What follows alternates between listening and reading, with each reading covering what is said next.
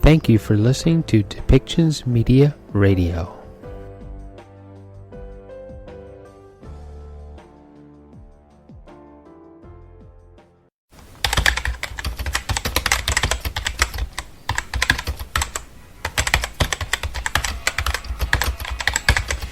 Welcome to Policy and Rights, the show about human rights and government policy.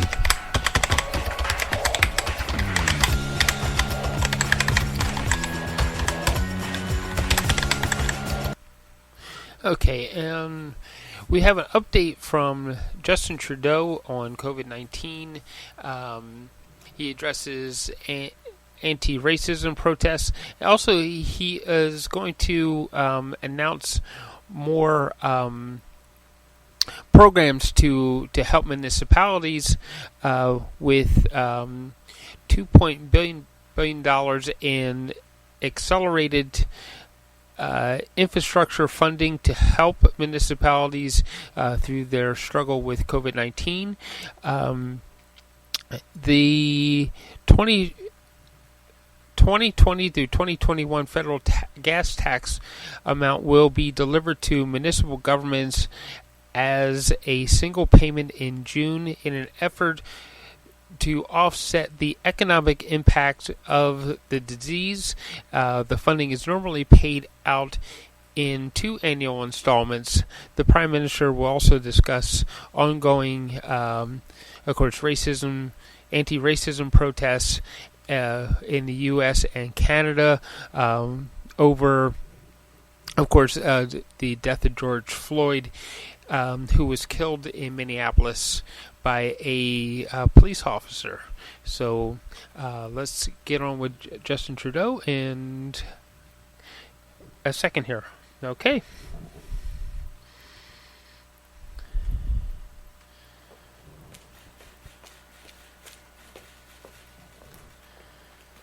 Good morning, everyone. I want to start by addressing the situation that's unfolding south of the border, which is also having an impact here at home. For far too many Canadians, the images and stories coming out of the U.S. are all too familiar. As a country, we can't pretend that racism doesn't exist here. Anti-Black racism is real. Unconscious bias is real. And systemic discrimination is real, and they happen here in Canada. Over the weekend, we saw thousands of people gather across the country to join peaceful protests against anti-Black racism. By standing together and denouncing the few who would try to derail these demonstrations, Canadians are sending the message that they will never tolerate injustice. To young Black Canadians, I hear you when you say you are anxious and angry, when you say that this brings back painful experiences of racism that you've faced. I want you to know that I'm listening and that your government will always stand with you. Together, we will keep taking meaningful action to fight racism and discrimination in every form. The status quo, where people face violence because of the color of their skin, is unacceptable. No parent should have to once again explain to their kids that they or their friends might face racism. It is past time for this to change. As leaders and allies, we must do the hard work needed to listen and learn. We must ensure that everyone is safe and respected. That includes journalists, who need to be able to do their work on the front lines to expose the truth and tell the stories we need to hear. And we must, as Canadians, always keep working together to build a fairer, better, more equitable country for all. Pour beaucoup trop de Canadiens, ce qui se passe de l'autre côté de la frontière en ce moment, ce sont des scènes familières. Le racisme envers les Noirs, la discrimination systémique, l'injustice, ça existe aussi chez nous. En fin de semaine, on a vu des milliers de personnes partout au pays manifester pacifiquement pour se dresser contre le racisme, en faisant front commun et en dénonçant ceux qui essaient, comme toujours, de perturber ces manifestations. Les Canadiens envoient le message qu'ils ne toléreront pas l'injustice. Je veux donc m'adresser aux jeunes Canadiens noirs. Je vous entends. J'entends vos inquiétudes, votre colère, votre peine. Je vous entends lorsque vous dites que ça vous rappelle des expériences douloureuses de racisme et de discrimination. Je vous écoute et notre gouvernement est là pour vous. Et on agit pour combattre le racisme et la haine sous toutes ses formes. Le statu quo, où les jeunes font face à la violence à cause de la couleur de leur peau, est inacceptable. Aucun parent ne devrait avoir à expliquer à nouveau à leurs enfants qu'eux ou leurs amis pourraient subir le racisme. En tant que dirigeants et alliés, on doit veiller à ce que tout le monde soit en sécurité et traité avec respect. Ça inclut, bien sûr, les journalistes, qui doivent pouvoir faire leur travail sur le terrain pour exposer la vérité et raconter les histoires qu'on doit entendre. Et en tant que Canadiens, on doit continuer de bâtir un pays meilleur et plus égal pour tous. It has been a very difficult spring for many people. And although the path forward won't be easy, things will get better.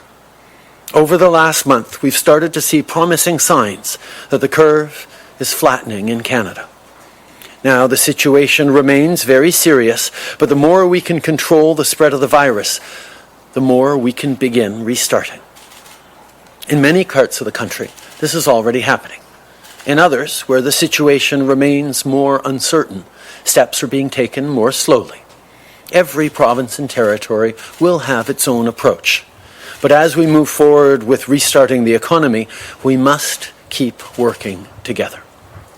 On Thursday, as part of our weekly call, I spoke to the premiers about collaboration on the path ahead.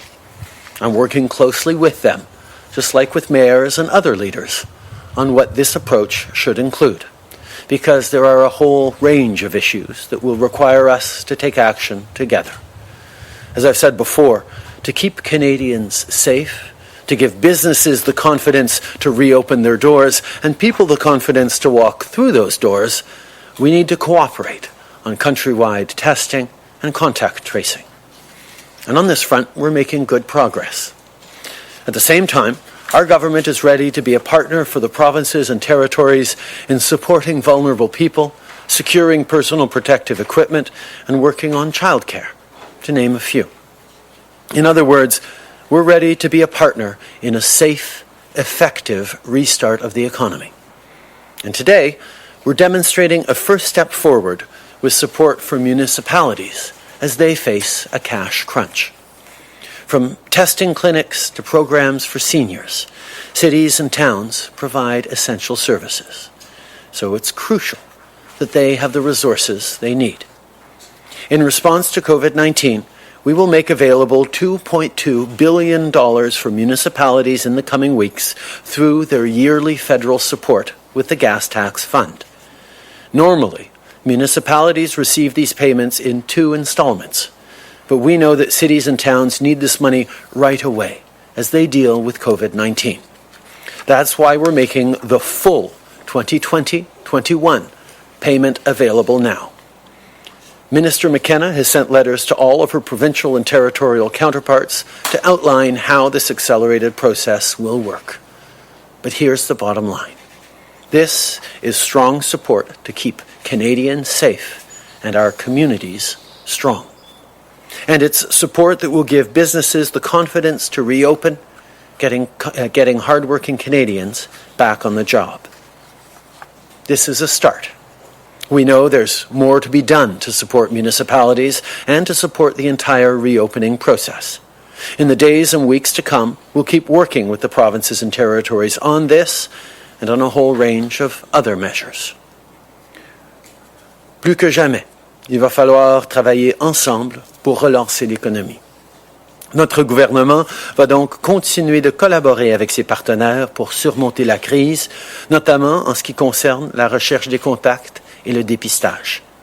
On est aussi prêt à aider les provinces et les territoires à protéger les personnes vulnérables, à obtenir plus d'équipements de protection individuelle et à se pencher sur des enjeux comme les services de garde. On est prêt à travailler ensemble pour assurer la relance en toute sécurité. C'est pourquoi, aujourd'hui, nous faisons un premier pas vers l'avant en accordant du soutien aux municipalités qui ont des problèmes de liquidité. Aujourd'hui, j'annonce qu'on va accorder 2,2 milliards de dollars aux municipalités au cours des prochaines semaines par l'entremise du financement fédéral annuel. Habituellement, les municipalités reçoivent ces paiements en 2 versements, mais c'est de l'argent dont elles ont besoin maintenant pour pouvoir continuer à offrir des services essentiels. Nous allons donc effectuer un seul paiement pour 2020-2021 dès maintenant. La ministre McKenna a envoyé des lettres à ses homologues des provinces et des territoires pour expliquer le processus accéléré. Et voici ce qu'il faut retenir. On réalise cet investissement pour permettre aux municipalités de continuer d'assurer la sécurité des Canadiens. On appuie des services qui vont aider les entreprises à rouvrir et les gens à commencer à retourner travailler. Et on examine aussi d'autres façons de soutenir le travail vital que font les villes et les municipalités à travers le pays. Il reste encore beaucoup à accomplir pour que nos communautés reprennent leurs activités, que nos entreprises rouvrent leurs portes et que les gens retournent au travail. Mais je sais qu'ensemble, on va y arriver. Merci. Thank you, Prime Minister. We'll go to the phone for some questions. One question, one follow-up. Operator? Thank you. Merci. Première question, Raymond Filion, TVA. À vous. Merci. Bonjour, Monsieur le Premier ministre. Au sujet des manifestations contre le racisme, d'abord, vous avez dit que le statu quo est inacceptable. Qu'est-ce que vous voyez comme solution à ce défi-là? Il y a eu de la casse à Montréal hier soir en marge de la manifestation. Êtes-vous inquiet que ça dégénère au Canada? Je pense que ça fait longtemps que les Canadiens reconnaissent qu'on a du travail à faire au pays pour contrer le racisme, même aujourd'hui, pour assurer que tout le monde, tous nos enfants, toutes nos familles se sentent respectés et en sécurité, même dans notre pays. C'est pas juste une chose pour ailleurs, c'est une chose pour ici. C'est pour ça, depuis 5 ans, notre gouvernement a investi énormément de différentes façons pour aider les organismes communautaires noirs, pour investir dans Statistique Canada pour pouvoir aller chercher plus de données, pour élaborer une stratégie canadienne contre le racisme. Mais on sait qu'il y a plus à faire et on va continuer d'en faire plus, main dans la main avec les communautés qui sont plus durement affectées par le racisme et la discrimination. Nous devons d'être alliés de ces communautés-là, de tous ces gens-là, de tous les Canadiens. Par rapport aux manifestants par rapport à ceux qui se sont infiltrés dans la manifestation et qui ont fait du grabuge, tout comme la mairesse Plante, on les condamne. On a besoin de protéger le droit de manifester paisiblement au Canada. C'est essentiel pour notre société et nous soulignons à quel point c'est important de faire. We need to do better in Canada. We need to continue to know that even though we have made strides forward in the fight against racism and discrimination, racism still exists in Canada. Anti-black racism, systemic discrimination, unconscious bias are lived realities every day for millions of Canadians. We need to stand beside them. We need to be allies. We need to work in our daily lives to counter discrimination, racism, and intolerance. As a government, we've made many investments over the past 5 years, whether it's on community programs run by racialized communities, whether it's on Statistics Canada doing a better job at collecting disaggregated data, whether it's investments in anti-black racism strategies or anti-racism strategies in general. But there is always more to do, and ultimately, we need to do it together as Canadians and be better allies. As for those who took advantage of these peaceful protests to do significant damage to communities and stores, as we saw in Montreal. We have to condemn those actions strongly. They do not represent the peaceful protesters who are standing up for very real issues in Canada. We need to continue to make sure that peaceful protest is always able to happen in Canada. Au sujet de l'argent pour les municipalités maintenant, ce n'est pas de l'argent neuf, c'est un versement devancé pour les travaux d'infrastructure, alors que les villes demandent au moins 10 milliards au moins là, pour financer les services directs à la population qu'elles doivent livrer dès maintenant. Est-ce qu'elles auront cet argent qu'elles disent avoir besoin pour éviter de hausser leurs taxes foncières ou couper dans des services? Effectivement, on devance de l'argent qui allait venir de toute façon dans 6 mois, mais on reconnaît les besoins maintenant que les villes ont par rapport à la liquidité. Mais effectivement, il faut en faire plus et on va en faire plus. Mais pour en faire plus, il faut travailler avec les provinces parce que les municipalités sont leur juridiction. On va être là pour investir, mais ça doit être fait dans le respect des champs de compétences en partenariat avec les provinces à travers le pays. We know that this is just an initial measure that brings forward money that the cities were going to get 6 months from now anyway, but there is a need right now for liquidity, for support as they deal with this COVID crisis. But yes, we need to do more and we will do more. But doing more needs to happen hand in hand with the provinces who have jurisdiction over the municipalities. But I can assure you, in my conversations with the premiers and in our conversations going forward, the federal government will be there to work with the provinces to support the towns and cities that we all live in. Merci. Prochaine question. Operator. Thank you. Merci. Next question, Janice Dixon, The Globe and Mail. Line open. Hi, Prime Minister. I'm wondering, when will your government mandate the collection of race-based data in connection to COVID-19 specifically and more broadly across Canadian society? We invested millions of dollars over the past years so that Statistics Canada can do a better job of collecting disaggregated data. It is extremely important to be able to see the clearer details on who is most vulnerable, who is being affected by various things in society. So that's something that we know, and it's traditionally been something difficult to do, so we are moving forward on that. In regards to COVID-19 data, we've been working with the provinces from the beginning to try and get better granularity, better details around the data. Whether it's as simple as age and gender or much more complex data, we need to pull that together, and a data strategy has been part of what we've been talking on with the provinces, because we need to be able to compare what's happening in one province to what's happening next, and making sure that we're all collecting data the same way and in as much detail as possible is going to be an important part of the path forward. Okay. Ça fait plusieurs années qu'on investit dans la collection de données par Statistique Canada pour pouvoir mieux reconnaître les différences, la diversité à l'intérieur de ces données, pour pouvoir mieux répondre aux défis auxquels plusieurs communautés font plus face que d'autres.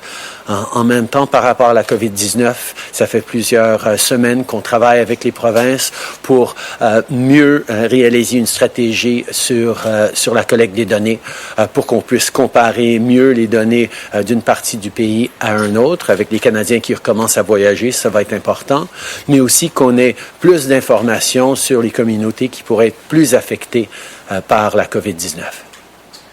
Follow-up, Janice? Yes, and on the G7 meeting, Donald Trump has said it will be postponed to the fall. Are you planning on attending, and do you support the U.S. proposal to expand the group to include Russia? We have, we've always been working with the United States to coordinate when we can hold this important G7 meeting. It's really important to keep holding these meetings and making sure that we are coordinating internationally in this time of crisis. Russia was excluded from the G7 after it invaded Crimea a number of years ago, and its continued disrespect and flaunting of international rules and norms is why it remains outside of the G7 and will continue to remain out. C'est important d'avoir des occasions pour se rassembler en tant que pays, en tant que leader, pour parler de la crise de santé et de la crise économique et de travailler ensemble pour le faire. Et on va continuer de travailler avec les Américains sur les détails de leur rencontre du G7.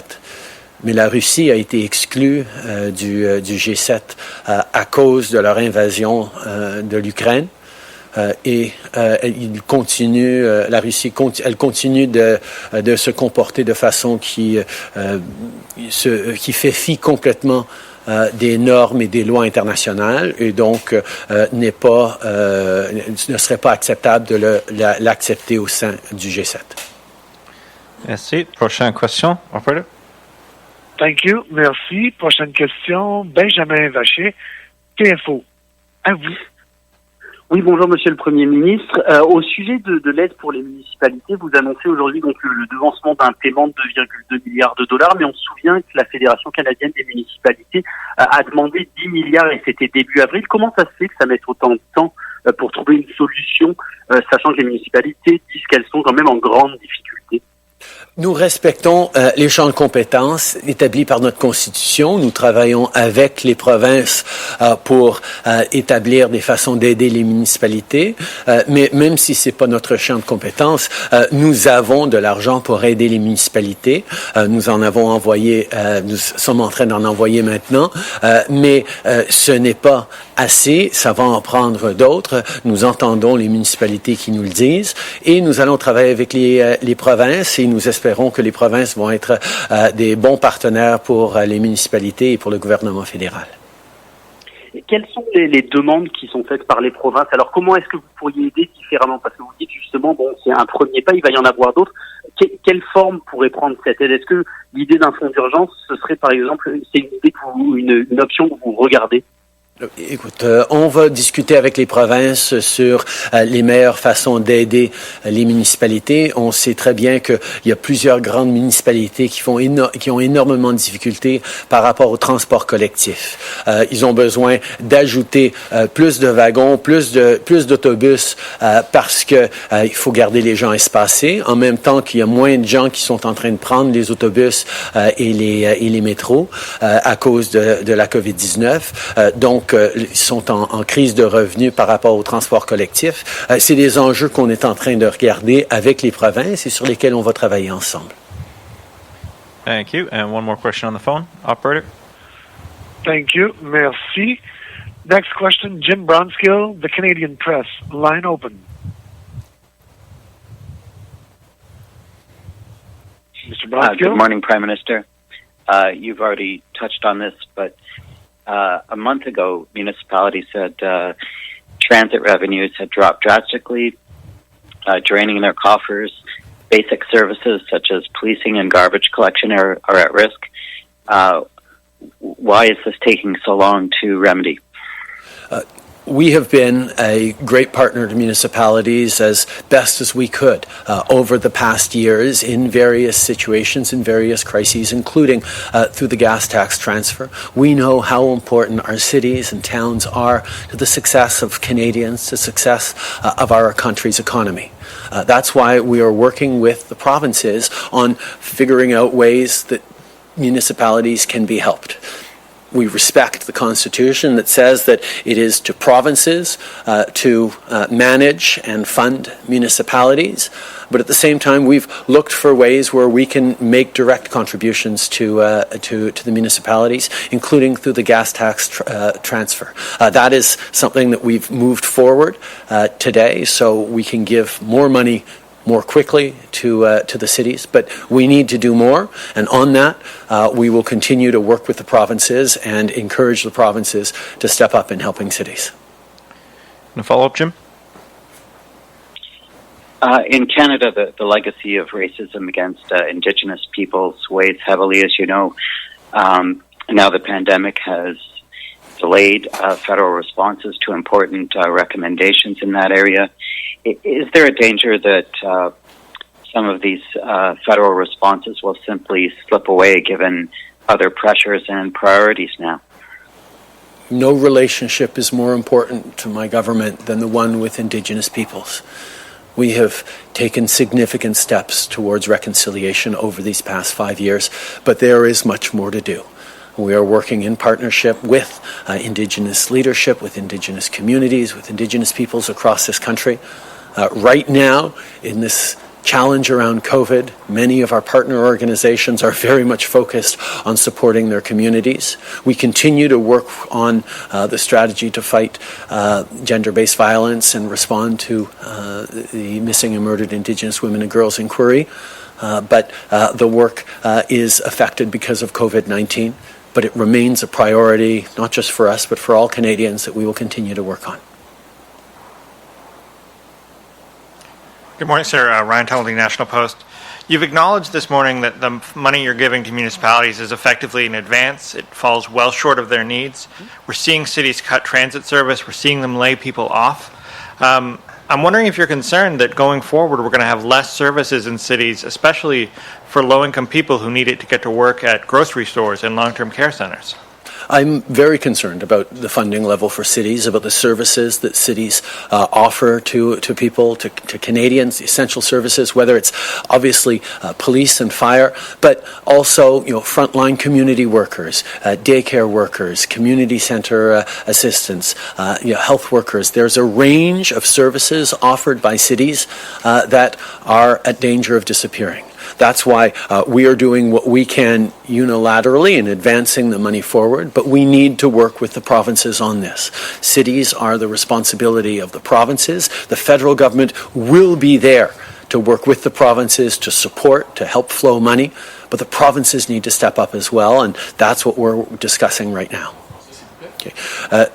Nous savons qu'il y a une grande préoccupation pour les services qui sont offerts aux Canadiens par leur ville, par les municipalités. Que ce soit évidemment pas nécessairement juste la police et les pompiers, mais des services de garde, des services communautaires, une présence sur le terrain de gens qui aident les plus vulnérables. Souvent, c'est des services des villes qui sont menacés d'être coupés. Nous allons donc faire tout ce qu'on peut. Ce transfert de fonds qu'on fait régulièrement est une façon de le faire et on l'a devancé, mais pour envoyer plus d'argent, nous devons de travailler en tout respect avec les provinces et nous allons le faire. Mais nous avons besoin que les provinces soient là aussi avec nous pour aider les municipalités. Sir, you've invoked provincial jurisdiction several times this morning in the answer. Did provincial premiers on your call last Thursday object to the notion of you giving money directly to cities? We have always respected the Constitution in this country. I think premiers and the federal government have always understood we can work together on lots of areas that cross jurisdictions, and we will always do that in a respectful way, working in partnership for the Canadians who, regardless of the order of government, we all collectively serve. Bonjour, M. Trudeau. Louis Blouin de Radio-Canada. Vous évoquez le travail des provinces là-dedans. Pouvez-vous nous aider à comprendre où ça bloque? Est-ce que ce sont les provinces actuellement qui traînent les pieds? Et sur quel enjeu? Pouvez-vous être plus précis là-dessus? Est-ce qu'elles veulent éviter de se faire imposer des conditions? Il est où le problème? Parce que ça fait quand même 1 mois et demi que les villes ont fait leur demande, là. Tout à fait. Nous allons continuer de travailler avec les provinces là-dessus. C'est sûr que différentes provinces font face à différents défis au niveau de la COVID-19, ont différentes perspectives par rapport à l'intervention fédérale dans leur champ de compétences, mais nous sommes respectueux et nous allons être là. Nous comprenons que le fédéral a peut-être un peu plus de marge de manœuvre au niveau fiscal que certaines provinces et donc nous reconnaissons l'importance d'aider à la réouverture sécuritaire de notre économie par les villes et les municipalités, et on va le faire. En ce qui a trait aux tensions qui ont cours aux États-Unis, on constate que les interventions du président Trump, notamment, ont jeté de l'huile sur le feu. Il n'est pas du tout dans l'apaisement, M. Trump, dans ses déclarations publiques depuis le début de cette crise-là. Est-ce que vous craignez que ça n'embrase la situation davantage? Et à vos yeux, comment devrait intervenir un chef d'État lorsque des situations comme celle-là se présentent? je ne veux pas parler pour d'autres pays, mais au Canada, nous devons de nous rassembler et les leaders canadiens, que ce soit des leaders municipaux, provinciaux ou fédéraux, se doivent d'être là pour écouter, pour entendre, pour comprendre que malgré le fait qu'on a fait des avancées au fil des dernières années, des dernières décennies, il y a encore beaucoup de travail à faire. Nous devons d'être des alliés aux communautés minoritaires et racisées. Nous allons être là pour eux et c'est ma responsabilité en tant que Premier ministre de m'assurer que tous les Canadiens travaillent ensemble. Hi, Prime Minister. Tom Perry with CBC. You're talking to Black Canadians today. You've apologized for this many times, but you did wear blackface as a younger man. Do you think that in any way diminishes your ability to provide moral leadership on this issue, or do you still think you're carrying that baggage? I think we all have a role to play. We've all seen things in our lives or done things in our lives that we need to learn from and do significantly better from. I have spoken many times about how deeply I regret my actions that hurt many, many people.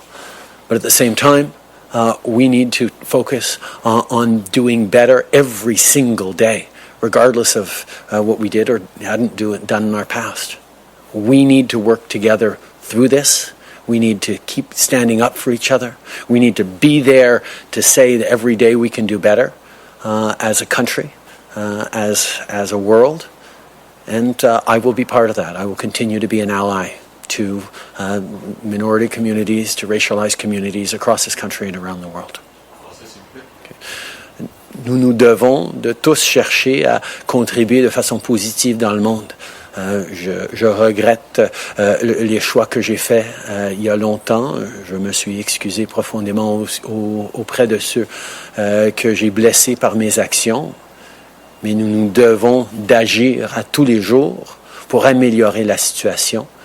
C'est ce que je fais, c'est ce que mon gouvernement fait, c'est ce que tous les Canadiens veulent faire pour créer un monde meilleur pour leurs enfants et leurs petits-enfants. And on the G7, just so I'm clear, if Vladimir Putin is invited to this meeting, will you take part? There are still many discussions to be had on what, where, how this meeting is going to go on. We look forward to opportunities to gather together with various world leaders. The G20 is a forum in which we regularly have exchanges with across various countries that we don't necessarily have great relations with. But the G7 has always been a place for frank conversations amongst allies and friends who share so much, and that's certainly what I'm hoping to continue to see. Brian Mullen, Global News. Prime Minister, a follow-up on collecting national data about how COVID-19 is impacting people along socio-demographic lines. Do you have an idea when this national data might be available, and explain how significant social determinants like race are on a person's vulnerability during this outbreak? Well, I think to use a very clear example, on the closing in on 100,000 cases of COVID we've had in this country to date, we don't even have age data for a large portion of that. Certainly in the early days, collection of data was done in a very disparate way across the country, and collating all that data while people were trying to scramble to ramp up to respond to this crisis was extremely difficult.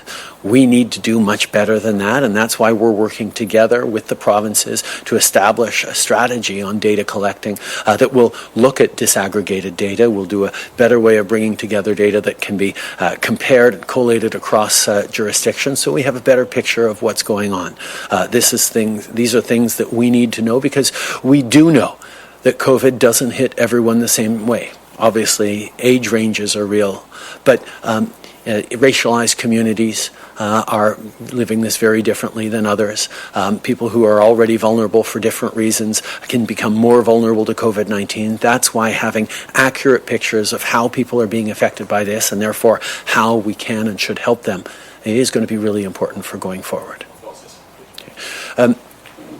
Depuis les tout débuts, les agences de santé publique ont travaillé très très fort pour essayer de répondre à cette crise. Et donc, dans les débuts, c'était très difficile d'avoir des données complètes parce que les gens travaillaient extrêmement rapidement pour répondre à la situation immédiate. Par exemple, sur les dizaines de milliers de cas de COVID qu'on a au pays, on n'est pas certain des âges de tous les cas. Il y a beaucoup d'âges qui manquent. Et ça, c'est un élément de données extrêmement facile ou simple à collecter.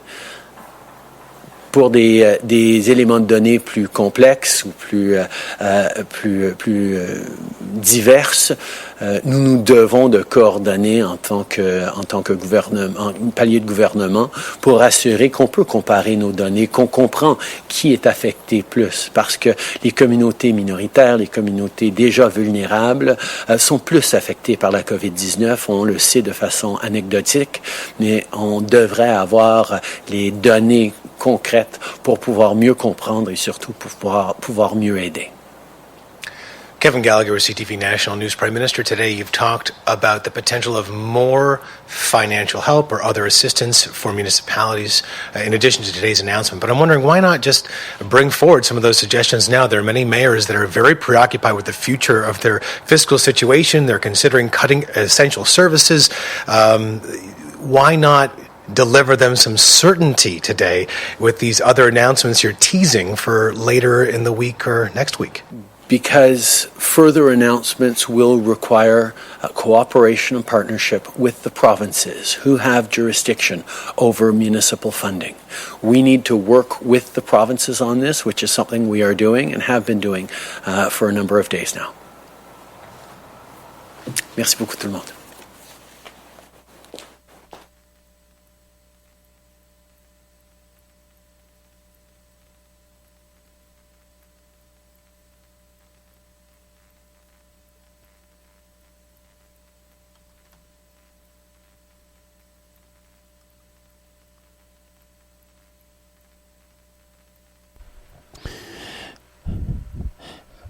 All right, so the last question asked is why not just make a plan and get the funds straight to the municipalities because the municipalities are struggling to keep afloat, keep business going, and the answer was because the Prime Minister and the government want to work more closely with the provinces to make sure that things are done in an appropriate manner. So we'll have to wait and see what happens later on and see how things roll out for municipalities, because we have to make sure that we all live in a city and we all need to make sure, and the cities need to keep things going, because that's the direct effect to us as citizens also. So that'll do it for right now, and we will talk to you again later on. Thank you so much for listening to Depictions Media, and this is Policy and Rights.